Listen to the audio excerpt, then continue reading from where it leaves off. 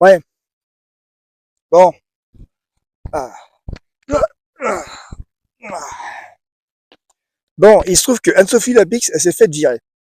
Euh, elle s'est faite virer du journal de 20h de la 2. Bon.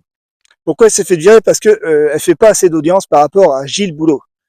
Gilles Boulot, c'est le meilleur journaliste du monde, d'accord. C'est le winner en costard cravate, d'accord.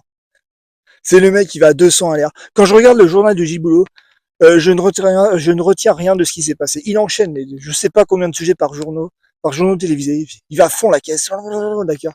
Super, je retiens rien, j'en ai rien à foutre. Ok, c'est un mec qui fait des journaux télévisés pour les répliquants.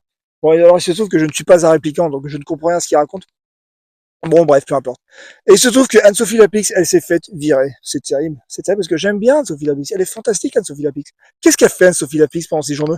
Qu'est-ce qu'elle fait? Des fois, elle fait des petits trucs, des petits pas de côté. Des fois, elle danse, d'accord? Là, bah, quand elle a appris qu'elle s'est fait virer, elle a chanté. Elle a chanté. Des fois, elle se marre. Elle éclate de rire. Des fois, elle fait des coups d'éclat. Elle balance des petites piques comme ça. Elle dégomme des politiques. Des fois, elle fait ça, Anne-Sophie Lapix. Des petits pas de côté. Et du coup, bah, Anne-Sophie Lapix, ces journaux, je m'en souviens. Je m'en souviens. C'est-à-dire ce que ces journaux racontent, les sujets traités, l'information, je m'en souviens. Parce elle balise l'information, Anne-Sophie Lapix. Elle les balise de ses sentiments prométhéens, sincères. Oui, elle les balise pas, Gilles Bulot. Gilles Bulot, c'est un robot, c'est un répliquant. Je comprends rien à ce qu'il raconte. Alors certes, il fait de l'audience, certes, tant mieux pour lui. Mais je ne comprends rien à ce qu'il raconte. Avons-nous encore besoin d'un Gilles Boulot? Parce que nous vivons dans un monde hyper informationnel. Hyper informationnel. On se prend de l'information sur la gueule tout le temps. Tout le temps. Au point que, voilà, il y a des gens qui en ont marre, qui se déphasent complètement. Ouais. Des fois, ça fait du bien de se déphaser, hein, de lâcher prise, de dire j'en ai rien à foutre de ce qui se passe dans le monde. J'éteins Internet, j'éteins la télé, j'éteins tout. D'accord. Et je vais me promener. Je vais me promener dans la campagne. Vous voyez? Nous vivons dans un monde hyper informationnel. Et qu'est-ce qui se passe dans un monde hyper informationnel? On n'a plus le temps de réfléchir. On n'a plus le temps de réfléchir. Donc, au lieu de réfléchir, on réagit. On réagit. On se dépêche de réagir à l'information parce que la suivante arrive très vite. Et comme on a pris l'habitude de réagir très vite, on réagit très fort. Très fort, trop fort. Et ce qui fait qu'aujourd'hui, le paysage politique, il est dégueulasse, avec des extrêmes beaucoup trop hauts. Vous voyez? Et Gilles Boulot fait partie du problème. Il est beaucoup trop performatif. Beaucoup trop performatif. Il a la tête dans le guidon, Gilles Boulot. D'ailleurs, c'est le meilleur journaliste homme du pays, je ne dis pas le contraire. Mais par rapport à une dame, il est naze. Il est naze. Il est naze. D'ailleurs, Gilles Boulot, une fois, il s'est fait avoir. Il s'est fait avoir. C'était très drôle. À force d'avoir la tête dans le guidon, il s'est fait avoir. Alors, il n'y a pas que lui. Il y avait aussi Jean-Pierre Elkabbach.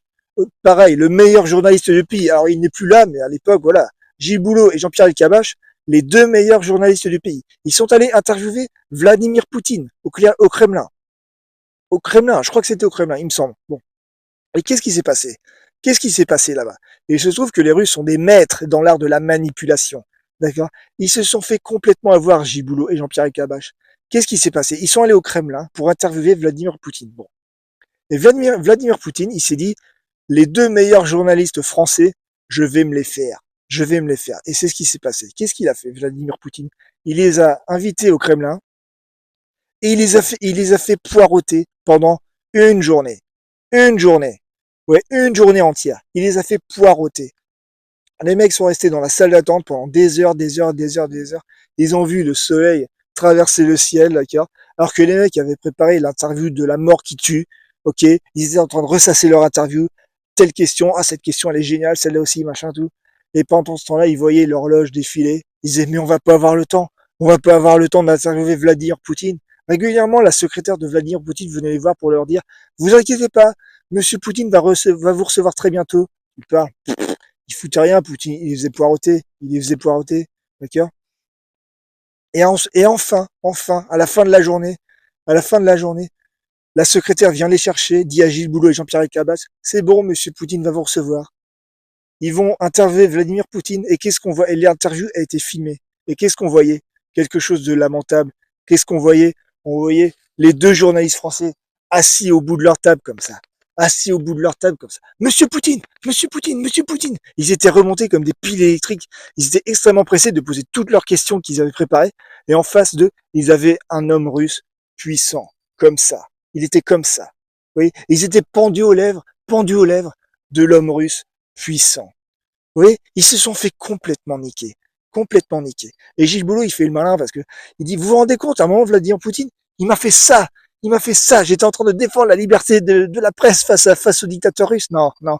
Il t'a fait ça pour te dire, je t'ai bien niqué, mon pote.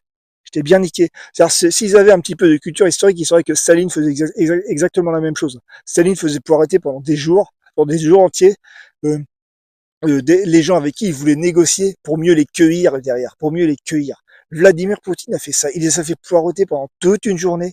Les mecs, ils ont rien vu, ils avaient la tête dans le guidon, ils voulaient performer. Ils voulaient poser la question qui tue à Vladimir Poutine. Et ils se retrouvaient comme ça. Le cul au bout de leur chaise comme ça. Monsieur Poutine, Monsieur Poutine, Monsieur Poutine, comme ça. Pendu aux lèvres de l'homme russe puissant. L'image était lamentable. Ils se sont fait niquer. À force de vouloir performer dans le domaine informationnel, on se fait niquer. Dans un monde hyper informationnel, la performance ne sert plus à rien. Ça ne sert plus à rien. Pourquoi? Parce que nous vivons dans une époque post-vérité. Des vérités, il y en a plein, il y en a trop, il y en a des milliards de vérités. On s'en fout. Ce qui compte, c'est pas la vérité, ce qui compte, c'est la sincérité, le sentiment. Anne-Sophie Lapix, elle nous montrait des sentiments. Des sentiments. Elle balisait l'information. Elle nous guidait. D'accord? Moi, je lui fais confiance à Anne-Sophie Lapix parce que elle était vraie. Elle était vraie. Enfin, je parle d'elle au passé parce qu'elle va se barrer, mais elle est encore là, d'accord? Je ne sais pas qui va la remplacer. J'espère que ça va pas être un répliquant qui va essayer d'imiter Gilles Boulot, qui va faire des journaux à 200 à l'heure, où on va rien comprendre. Le performatif, dans un monde hyper informationnel, ça ne sert à rien. Vous la trouverez jamais, la vérité. C'est mort. C'est mort. Il faut qu'on bascule vers un monde de sincérité et de sentiment, de balises sentimentales. Passer du nomos performatif masculin au pathos sentimental féminin. Dans un monde aussi hyper informationnel, le féminin est supérieur au masculin. D'accord? Et c'est pas les audiences qui vont dire qui vont me convaincre du contraire. Je m'en fous des audiences. On s'en fout, c'est de la performance. Les gens qui regardent le journal de Gilles Boulot, c'est des réplicants. Tu leur demandes qu'est-ce qui s'est passé durant le journal. Le lendemain, tu leur demandes qu'est-ce qui s'est passé durant le journal de Gilles Boulot. Ils sont incapables de vous répondre. Ils sont incapables de vous répondre. Dans un monde hyper informationnel, le performatif, ça ne sert plus à rien. Ça nous embrouille. Ça nous embrouille et ça fout la merde.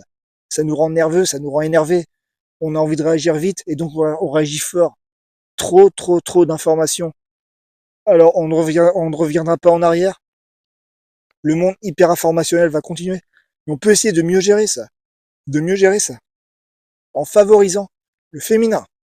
Le féminin qui est salutaire, qui va être salutaire. Dans un monde comme ça, dans un monde post-vérité, le féminin, sentimental, sincère. Et je ne parle pas d'émotion, je parle de sentiment. Le sentiment brodé. Le sentiment va nous être salutaire. Le sentiment féminin.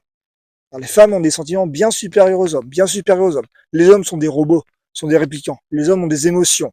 Jamais le sentiment d'un homme n'inspirera quoi que ce soit.